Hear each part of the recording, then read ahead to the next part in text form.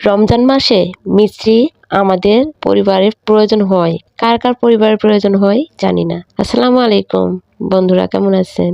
আশা করি সবাই ভালো আছে। রমজানে শরবত, বিশেষ করে লেবু শরবত আমরা খাই। আর মিষ্টিটা শেষ হয়ে যাওয়ায় তাৎক্ষণিক যখন মিষ্টি পাবেন না তখন বাসায় তৈরি করে নেবেন। তখন কি করবো, এই যে বাসায় তৈরি করলাম, একটু নেটে দেখলাম যে 2 গ্লাস দিতে হবে। আমার মতো কেউ আর ভুল করবেন না, 2 গ্লাস দিবেন না। এখানে সামান্য পরিমাণ পানি দিবেন, অর্থাৎ 1 কেজি চিনিতে 250 গ্রাম পানি দিলে যথেষ্ট।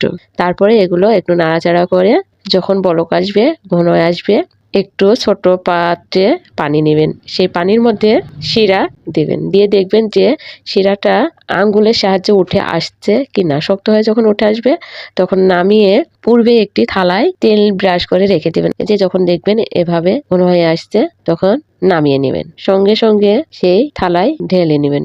দেখবেন পাত্রটা যেন স্টিল বা সিলভার হয়, তাহলে এটা ভালোভাবে জয়েন্ট হয়ে যাবে।